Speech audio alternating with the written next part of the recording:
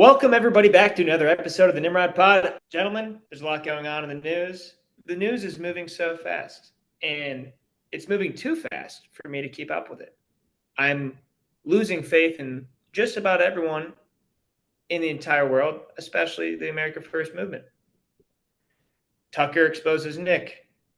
Nick Fuentes exposes Tucker. They both get delegitimized. Candace Owens gets delegitimized.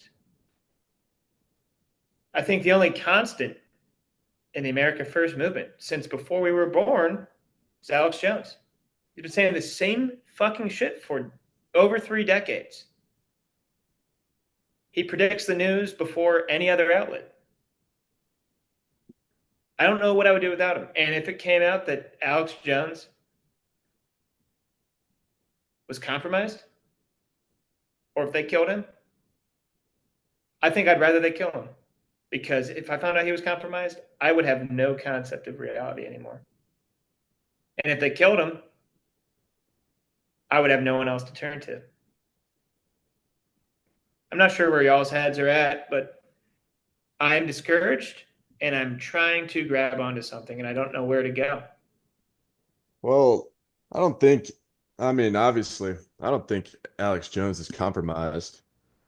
His stance of developing throughout this whole ordeal showed me that.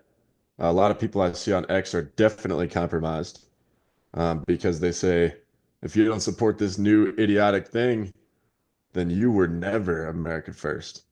But I think finding out that Alex is compromised, although it would be a huge blow, there are other voices. I think Nick Fuentes is an emerging voice. It would be hard to prove that he's bought, especially based on things he's said so far. It really doesn't glow at all. So I guess we'll see. But let's just keep these guys running. I want to see these two getting after it all the time because I think them together in a room is how we get to the truth. There's literally no other solution to this conflict than face to face duking it out in front of the public, unedited, raw. That's the only way around this. They're both accusing each other of being corrupted, being compromised, and they both have good arguments. And my question is, are we as a movement killing ourselves? Are we overthinking it? Like, is Nick Fuentes going after the wrong people? Because Tucker has a point, and other voices like Patrick Bet-David. Nick only goes after anti-establishment conservative populists that are fighting against the same rhinos that we are. You could argue that he's trying. I think at his heart, he's probably just trying to weed out the ones we can't trust. But how can Tucker go on his show and say the things that he says if he's truly compromised and he works for the CIA? He's completely delegitimized the CIA. He's made half the country hate CIA. That doesn't make sense. And there's a lot of evidence based on the enemies that he has that Nick Fuentes himself could be compromised. And I would go, it begs the question, why has he been so close to Alex Jones for so long? Before anyone knew Nick Fuentes, he was this guy that almost worked for the Daily Wire, worked for Turning Point, some of these other young conservative organizations, and then he got completely abandoned by the right, the mainstream right, and he was on his own. And Alex Jones came to his aid and funded his operation and taught him how to become fully independent, like sent crew members his way to do the editing and production on his show. This was almost a decade ago, like 8 years ago. And they've been close ever since. A layman would say, oh, this is evidence that if Alex liked him, he must be good. Or is he someone that the deep state's using to get close to Alex and use him against us? I don't know. I really trust Tucker. And I've loved Tucker for years. And this year I've really come to appreciate Nick's genius. I think like the shit that he says is important, and he is more articulate than most people, and he's thinking so many layers deeper than any of us on the outside. For example, Patrick Bet-David has always been a critic of Nick because he says racist things and uses the N-word. He says it's limiting his audience, and if he cuts these words out and stops saying outrageous things for clicks, then it's going to expand his audience. But I think I finally understand why I use these words. We have to normalize words. We have to normalize the use of words because they're just words. And if they can take words from us, whether it be legally binding or in the eyes of common society and corporate America, that's a violation of our First Amendment. That is in its own deep state control and surveillance state and 1984 and doublethink and doublespeak and all that shit. So now I don't trust. I'm not saying I don't trust Patrick Bet-David, but I don't think Patrick Bet-David is thinking hard enough about what this movement is, and I don't think he represents what this movement really is. I think I'm playing mental gymnastics, but I think we're supposed to. John F. Kennedy, champion of critical thinking. We haven't had critical thinkers until COVID happened. And we haven't really unlocked this second notch until after Trump got shot. Like, people are just now waking up, and there's a few people that have been awake for a while. Nick is one of those people. Alex Jones is definitely one of those people. Tucker admitted when he was wrong. And then some people just showed up out of nowhere. I've never heard of them before. Others were complete rhinos before, and they're pretending to be America First now. We need to get our shit together. And all I know is whoever takes over the MAGA movement and the conservative populist movement when Trump's out of office has to be even more America First than Trump ever was, and even more bulletproof than Trump is. What do you guys think about that? Tucker, first of all, Tucker's good. He's always been in the right camp. He might be trying to take the reins of the camp and steer them away from some conclusions. I recognize Tucker as somebody who has the right ideas, but I also see that he's scared to say some things. He's scared to say that the Jews are doing stuff. He's not breaking ground. He's not breaking boundaries with words. Nick, on the other hand, is not. Whether or not he does it for clicks, he probably does it for clicks. He definitely does it because some of them are true. But I respect it because he's not afraid to say it. And that means that he's probably not bought by anybody. I mean, what I think about more deeply is if these people are all right, if they're all correct and they know the truth and they're spreading it, why are they still on the air? You know, is it that deep state doesn't have full control right now? Is it that they're approved by the deep state?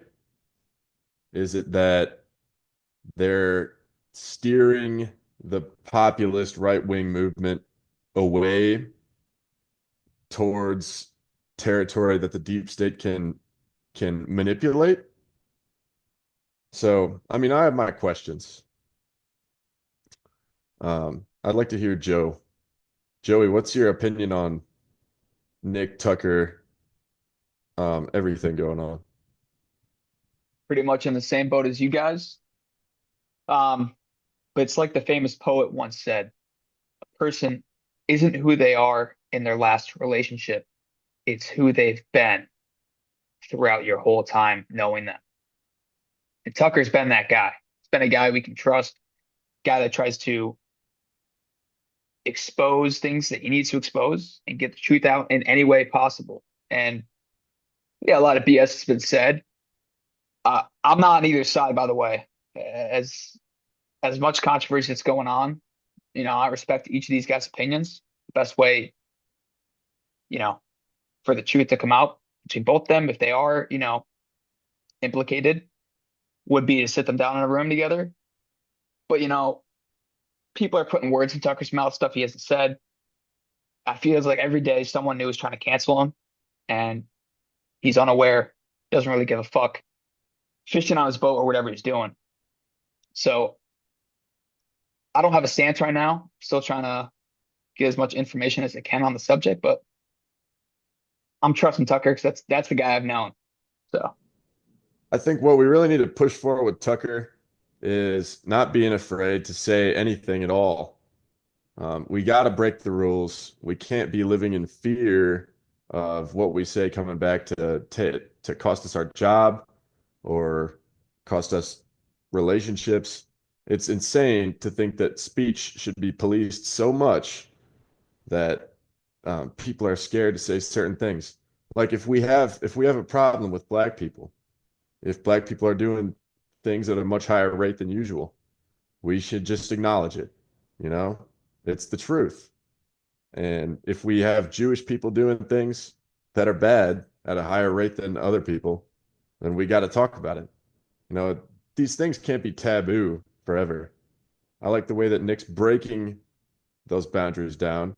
He's knocking walls down that were previously, so people spent a lot of time and money putting those up. And those are the evil people we're going after. So let's see. We need more uncensored media, and there needs to be more power in the voice of the people to say what they think and say what they see. Yeah.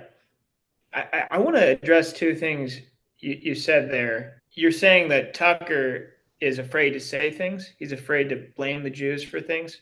I would argue Tucker blames almost everything on Israel. He has made a point to make a distinction between the Jewish religion and the secular government of Israel.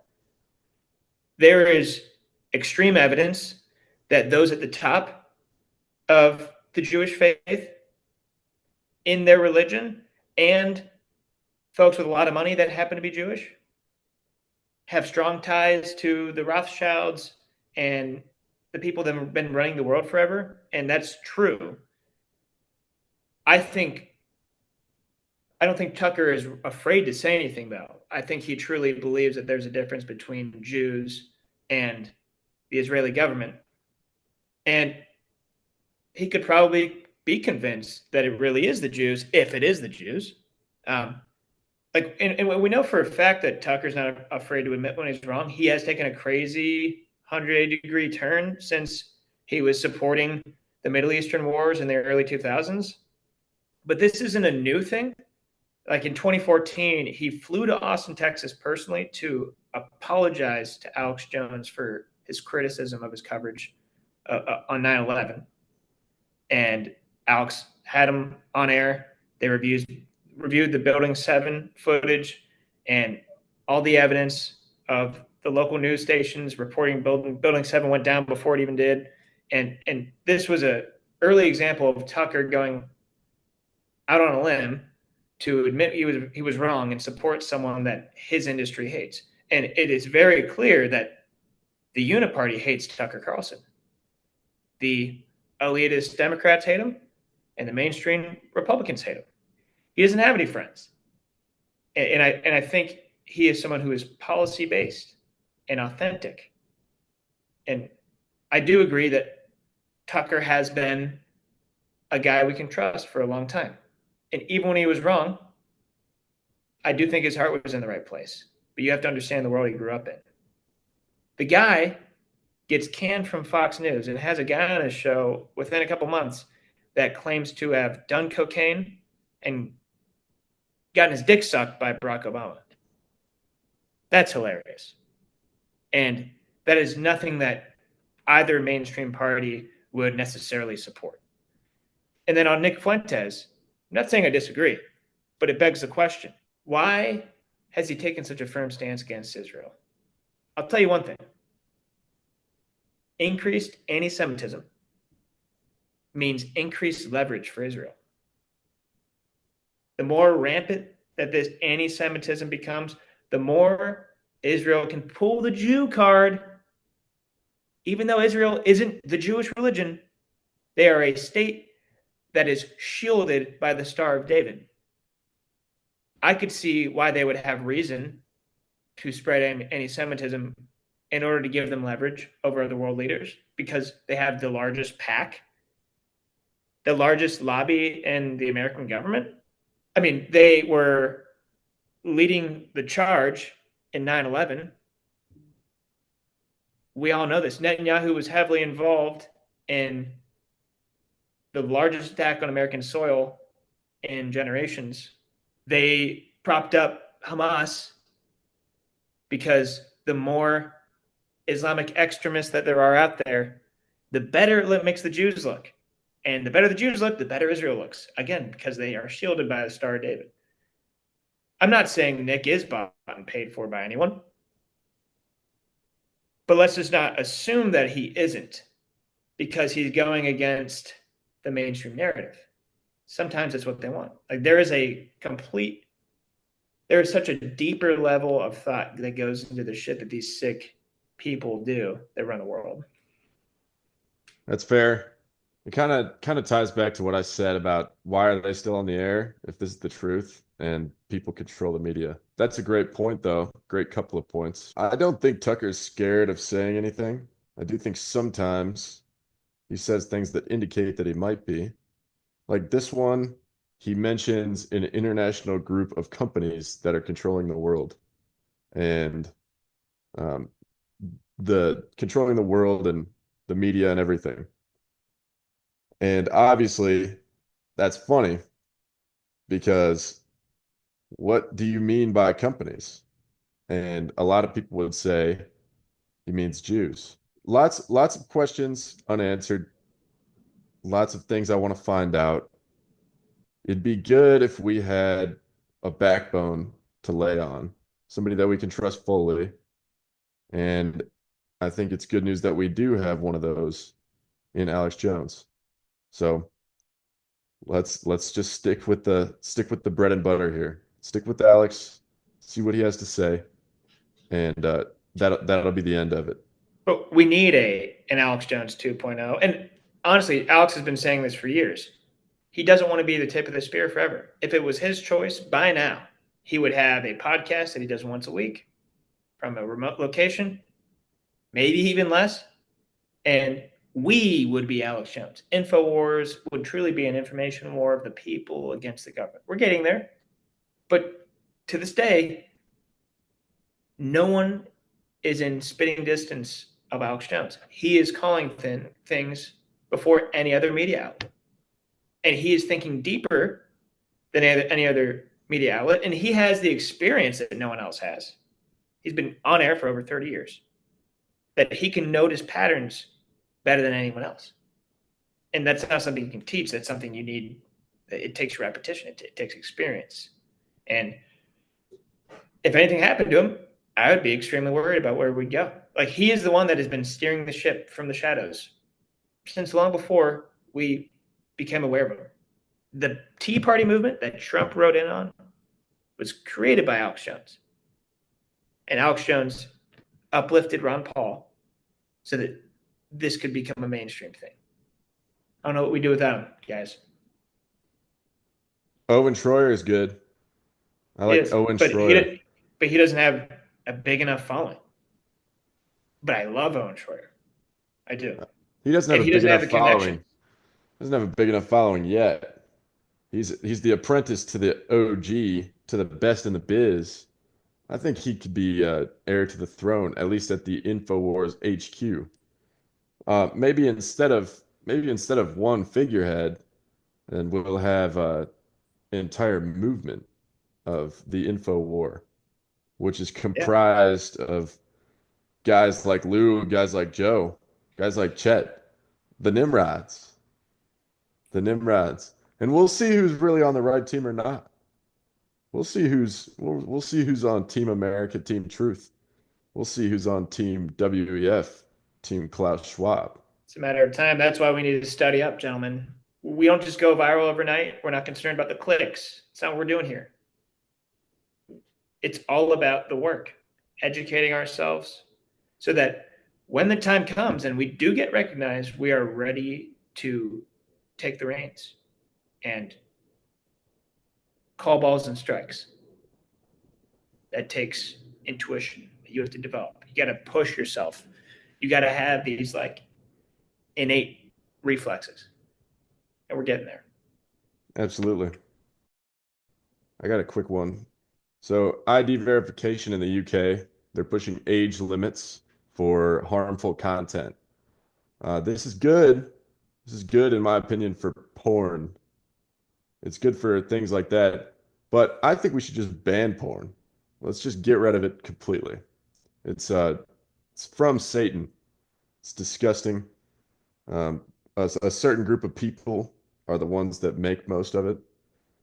And here's a theory that proposes that ID verification is being pushed because of the rise of anti-Semitism. Maybe this has something to do with some of these speakers pushing this theory, the anti-Semitic theory, the Jewish question. They're pushing this for Israel to extend their grasp as one last-ditch effort to finally make it illegal to question anything that they do. This poster claims that Palantir and companies like will eventually use our data and our digital footprint against us, which I agree with. I think they're trying to get after that. They're trying to get down to your thoughts. These people want total control.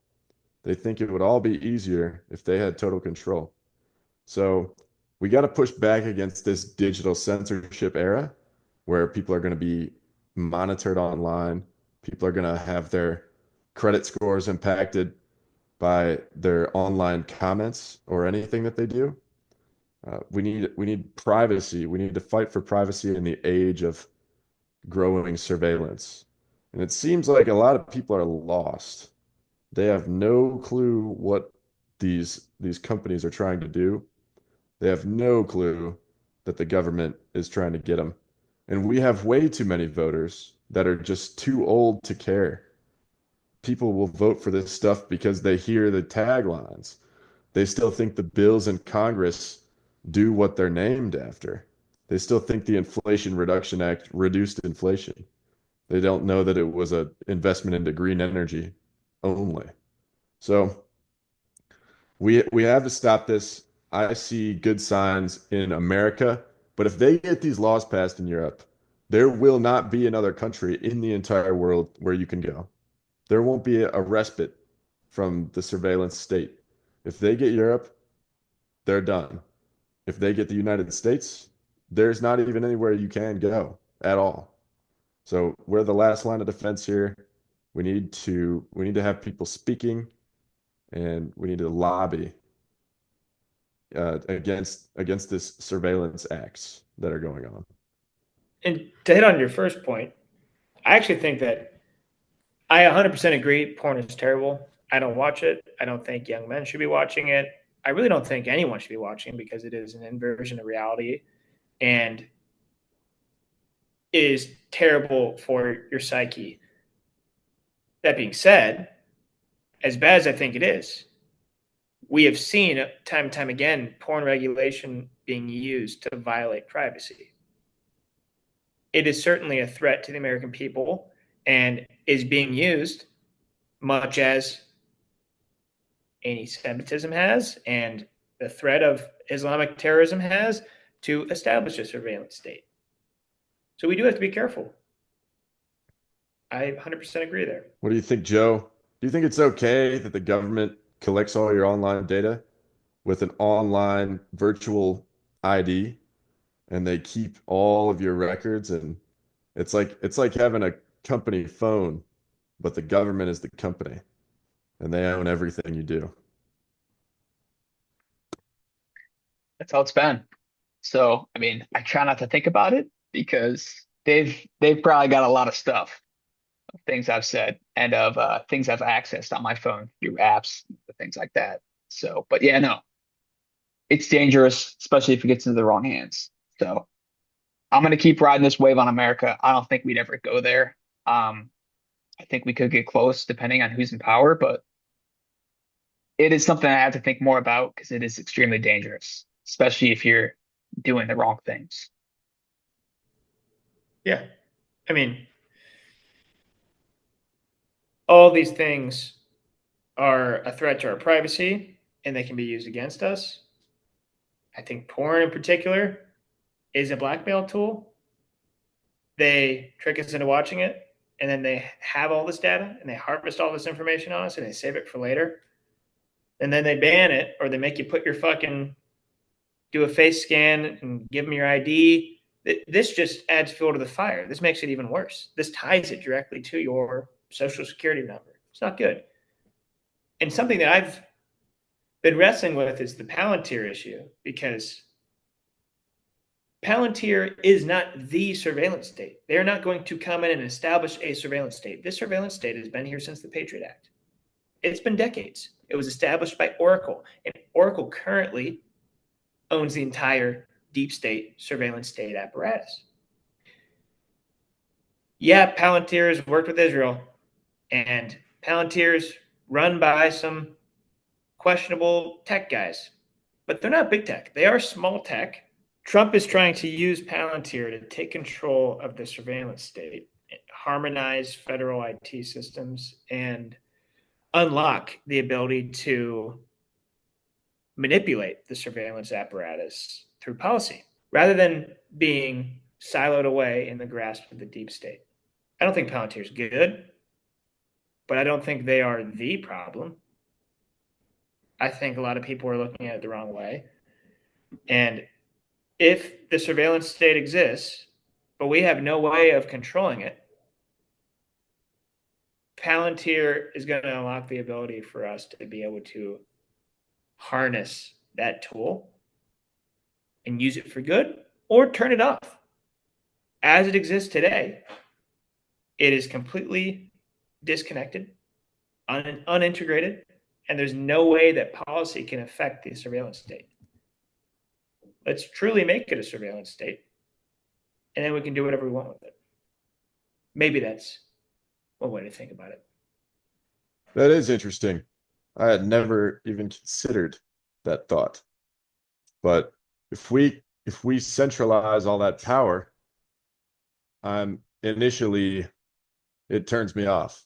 Initially it turns me off upon thinking about what we could do legally to stop with the surveillance. I doubt we'd see a politician do it. And as it exists today, we have no way of manipulating it. Like it is so far removed from the presidency. It gets to the bureaucrats that have been slowing Trump down for the past 10 plus years. It's the people from SDNY that hid and manipulated the Epstein files against Trump's will. They're nowhere near Trump's level. They're nowhere near Kash Patel's level. They're the groundlings, and they're controlled by the deep state. It's just like the Democrats and Soros owning all the local governments and courts. It is so far away from the jurisdiction of the president that there's no way to manipulate it without having boots on the ground and retaking every single position in every single city. This is a way of saying, let's pull this forward. Let's actually take a look at this holistically, and let's allow the American people to mandate a president to do something about it. I don't like Palantir. I don't like their CEO, but maybe it's better than Oracle for now. I don't know. I'm not an expert. I'm just a kid. Just a boy. Good questions, though. I got a small one. Immigration again. Surprise. Surprise, Nimrods. Chet's talking immigration again. So here's a report out of the UK, 620,000 migrants in 6 months. That might not seem like a lot, given that we had 4 years where we saw 20, 30 million come across the southern border in the United States. But the UK is a much smaller place, and they see the impact immediately because all these migrants move to London. But what I want to talk about is the pipeline for the migration that we've been dealing with for however long now. Started in the 90s. It's really getting ramped up now. But what happens? What happens, Nimrods? Israel is the starting point. They're in the Middle East. They talk with DC. They work with the senators. They work with the high-level bureaucrats, and they blackmail everybody. Mossad blackmails everybody so that they do their bidding. They get weapons. They get money from the U.S. government to spend at Lockheed Martin to get missiles. And once I learned that, I was actually a little bit more okay with their foreign aid that's going over there. But what we have been doing the past 20 years with all the wars in the Middle East, Iraq, Syria, Lebanon, everywhere, we've been destabilizing the region. We destabilize the region. We destroy the homes of the people that live there, displace all those people, and then they talk about sending them out of the area. They send them out of the area. And so where have they been sending them? All across Europe. You see the influx of Muslims in Europe, the UK, Germany, France, uh, everywhere, Spain. They're all over the place. They're flooding in there because we destabilized the region on behalf of Israel in the past 20 years. They're also flooding to America.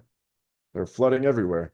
And one thing that came up recently is the idea of sending the 2 million Palestinians that were displaced in Gaza straight to the United States.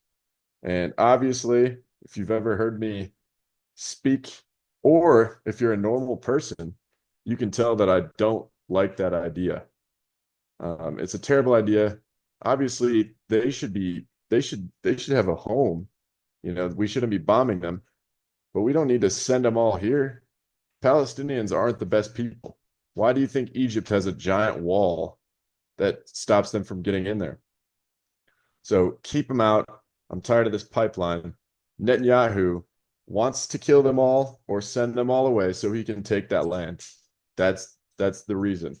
So if you guys didn't know that, if you Nimrods didn't know that, you do now, and we have to stop it.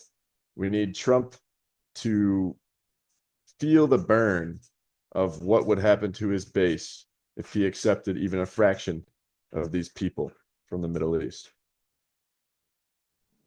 Yeah, I mean, Benjamin Netanyahu is sterilizing Israel and the broader Middle Eastern region of all Gentiles. He's literally conducting a mass genocide and displacing millions of people because they don't look like him and they don't worship the same God as him. That is racial supremacy, religious supremacy, and about as fascist as Hitler ever was. Seems hypocritical, Bibi Netanyahu.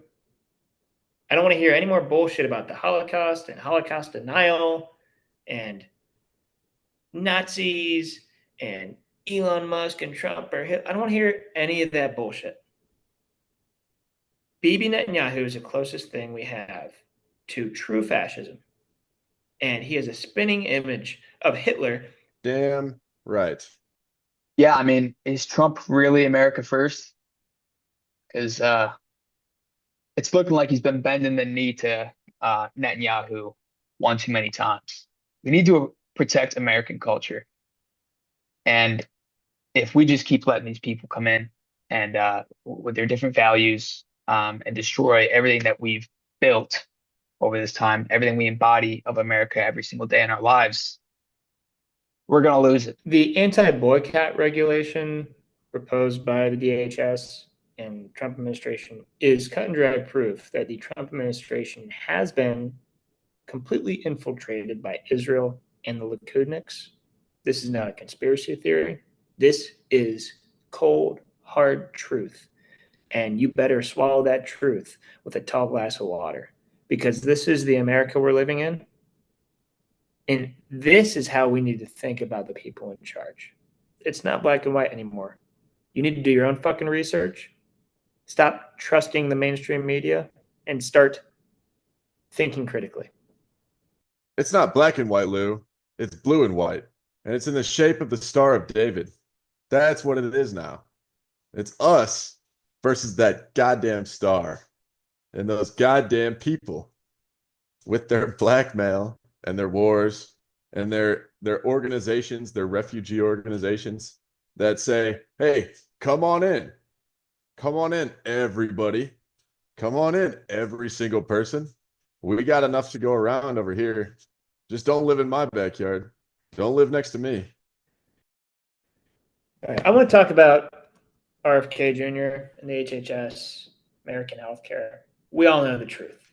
RFK Jr. has been Trump's most effective department head, but he's being suppressed by corporate deep state actors within the Trump administration. For example, this past month, while RFK was on vacation, the FDA granted full approval of Moderna's mRNA COVID-19 vaccine for children aged 6 months to 11 years old. This decision was made without Kennedy's knowledge or consent. And when Kennedy returned from vacation, he responded by firing 2 top HHS aides that oversaw the approval process while he was away. These 2 aides also just happened to be planted in the HHS by Trump's chief of staff, Susie Wiles. Some insiders reported that the same autopen technology that was used in the final year of Joe Biden's presidency was also used in this instance. Now, how could this have happened? Well, it has recently come to light that Susie Wiles and Attorney General Pam Bondi co-own a legal consulting firm, and their top client is, drumroll please, none other than Pfizer, America's favorite corporation. Could this be a conflict of interest? Sure seems like it. Now, Kennedy is fully aware of the corruption within the HHS and throughout the entire Trump administration. Thankfully, he planned his agenda to be deep state proof. Kennedy is directing all of the HHS's efforts towards conducting thorough research that they can share with the world. And by backing up policy decisions with indisputable evidence that did not exist before, Kennedy can trump internal pushback today and protect his policies from being overturned in future generations. I am completely, fully aligned with Kennedy's strategy. However, RFK has the power to do much more than just publish research. As we all know, living healthy is nearly impossible in America, and it comes with extreme financial hurdles in 2025. Medical aid packages and insurance benefits cover synthetic prescription pills that cause addiction and alter your biochemistry, and cancer treatment that kills your immune system. Bobby Kennedy has the power to grant the American people stipends that they can use on alternative wellness treatments. Gym memberships, contrast therapy, supplements, organic whole foods, peptides, stem cells, psychedelic therapy for people with PTSD. We don't want these things to be controlled by the insurance industry. So it's better that we continue to pay out of pocket. These synthetic prescription pills and cancer treatments are used to make us sicker. The insurance industry profits off of illness. So they gift us things that make us sicker. So we have to come back. They profit off of return customers. I strongly believe that by investing in thorough research and releasing it to the public, Bobby will be able to remove corporate interests from our healthcare system and empower Americans to take control of their health. I think it's great that he got those traitors out of there, first of all. One of the things we see often with the Trump administration and now the Kennedy effort is that their efforts will be undercut by these low-level, low-brow, evil traders that want to preserve the way things are because it's filling their pockets with money, and it's filling their savings funds and their retirement accounts and all of their donors' pockets with money as well. So it's good that he got him out of there. I would like to see a stipend for health. I've seen efforts like this where you got to promote good behavior. It's not just about punishing bad behavior. We take things that we want to see from the American people. We want to see results like a decrease in chronic disease. We want to see results, a decrease in childhood obesity, a decrease in everything bad that we're seeing so much increasing in today for the reasons that the Nimrods all know. But this would mark a new era for America, where instead of a triple lobby working to make you sick, make you addicted to things, and then get you on treatment for life, we're seeing an effort to get people off treatment, to get people healthy, which is what we signed up for. This is what we voted for. We need RFK to push through these evil, slimy traitors at the bottom of his ranks that are pushing things through without his approval. And we still got plenty of time, but we need to be foot on the gas, and we need real change to be made before anything changes within the government, the legislative branch. So let's see it, RFK. Maybe if we cut off money going to Israel and stopped paying them to slaughter Christians and commit a genocide of an entire racial population in a country that they've lived in for thousands of years, maybe we could take that money and we could give it back to the American people so that they can take control of their health. We spend thousands and thousands of dollars a year on organic, nutrient-rich whole foods because the bullshit at the grocery store is poisonous. Americans have to spend hundreds of dollars for a single comprehensive blood panel to identify the deficiencies in their internal system, and then thousands and thousands of dollars more a year to supplement nutrient and genetic deficiencies. This seems like a broken system. And by signing people up for healthcare or giving them medical aid packages just to pump them full of synthetic drugs and make them slaves to a system seems counterproductive. Why are we being reactive rather than proactive with American healthcare? This is the complete opposite of the traditional order of operations that any human being uses for any other process in their lives. I'm all in on the research efforts by Kennedy and the HHS, but we need to make alternative wellness more widely available to everyone. We have the money. We're just printing money every single day. And banks create credit that like no other firm can. And why I mean, we're funding wars in three fronts. What are we doing? Americans are dying. We all know people close to us that are dying of cancer. We all know people close to us that are obese. We all know people close to us that have insane autoimmune diseases that didn't exist when our grandparents were growing up. What's happening? What are we doing? Our inner cities are disgusting. Like, people are committing hate crimes in 2025, and now they're all geared against white people. We have segregated Black people again and put them in a cesspool with a bunch of migrants that hate America. What are we doing? We are destroying American society, and we are straying so far from what our founders established in 1776.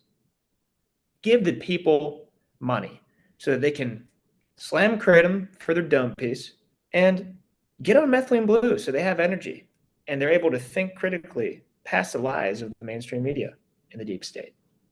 It's simple. It is simple, Lou. They need to establish KPIs.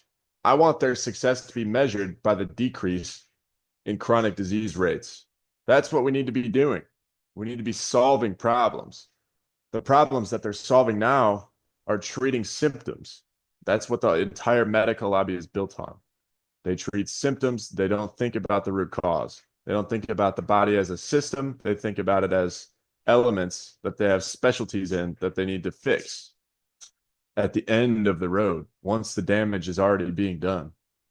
So repurpose our investment, repurpose funding that goes out, take things away from other countries, take foreign aid away, give it to the people, whether that's through tax credit, anything along those lines, or stipends.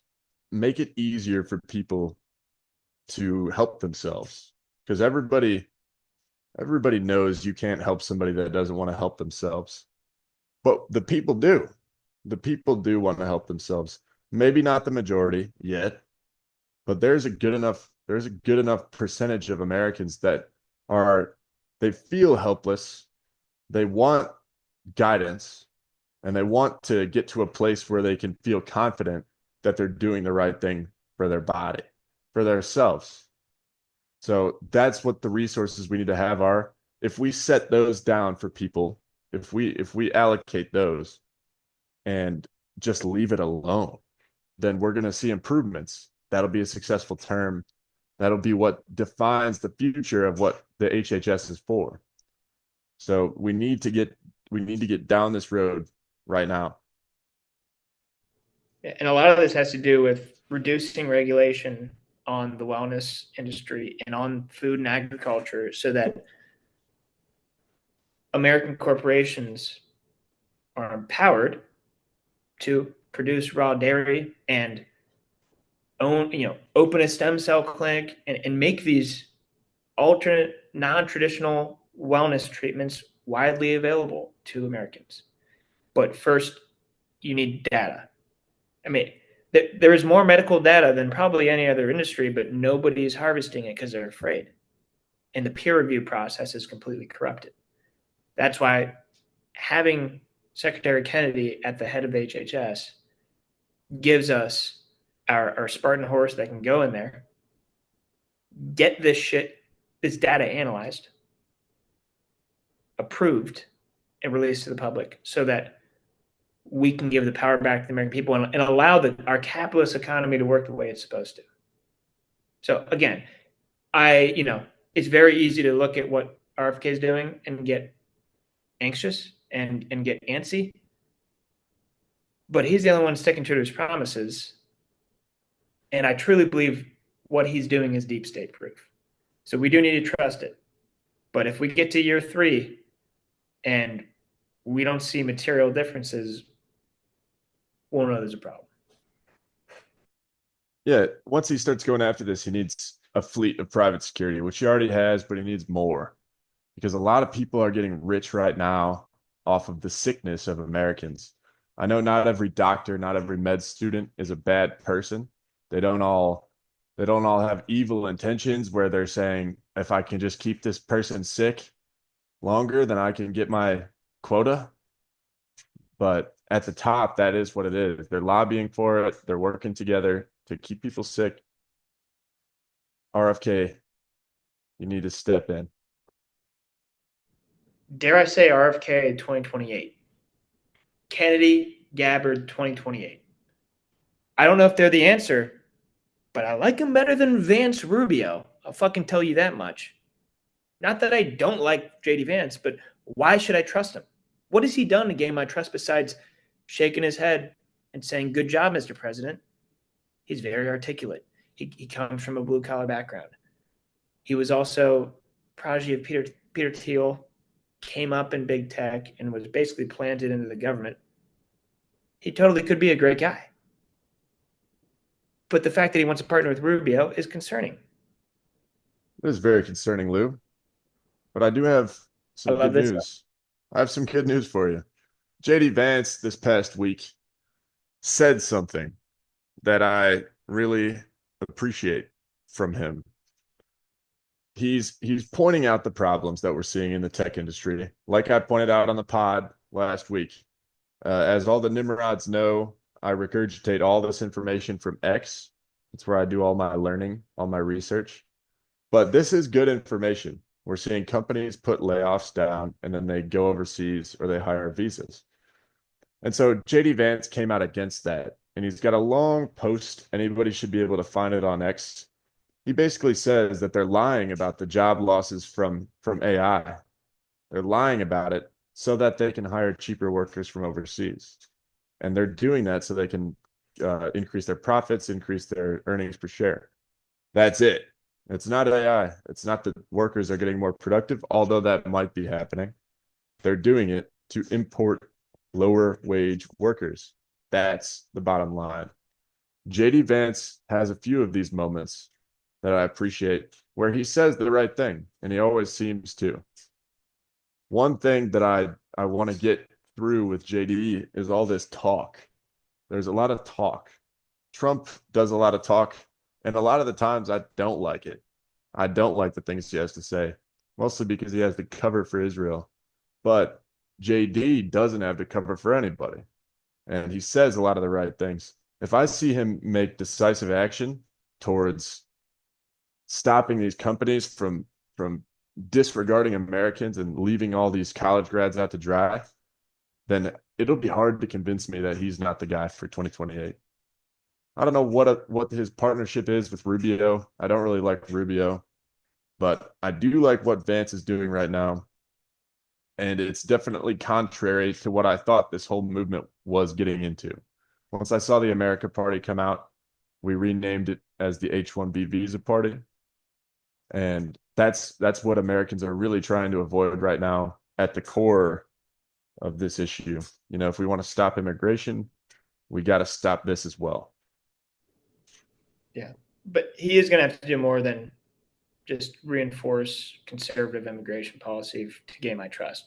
Donald Trump has to. I mean, we have the lowest migration numbers. We have the lowest immigration numbers that we've had in decades, even before Trump's first term. And now he's finally starting to deport these scumbag pieces of shit that invaded our country during the Biden administration. It's going to be a lot more than immigration and nationalism for me to trust him. But he totally could. He has all the tools. And if he has Trump's backing, I don't see how anyone's going to take him down unless Trump really fumbles the bag with his Epstein disclosure bullshit. And then I think the entire Trump movement goes down and something entirely new comes out of it outside of the administration. If Trump keeps going down and we see him bending the knee the whole way, if he does any more legislation about protecting Israel, bringing in any more immigrants, going H-1B, I think the people, especially the young people, are sick of it. We're not going to see a Democrat come into power. Well, we might in the short term. We might. But there is going to be an absolute bow and arrow effect, pulling it back towards the left and firing it off to the right. We're going to see a full far right leader step into power. We're going to see a fascist leader step into power. People are so sick of this nonsense that they're going to elect somebody along the lines of Nick Fuentes. Oh no, that would be so bad. No. No. No, no, no, no, no, no, no, no, no, no, no. And that is super problematic, if you couldn't tell. Super problematic. Problem. But I want to see it.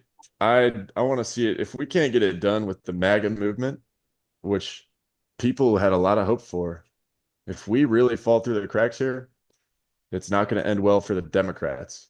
It's not. People are saying the Trump's losing approval. The Democrats are in good news, or they're getting good news. It's not good news for the Democrats. It's worse news for the Democrats. They're going right of Trump. That's what's happening. Check any of the statistics for party affiliation or ideology affiliation of the younger people in this country. They're flying to the right. And that's what I like. That's what I like to see.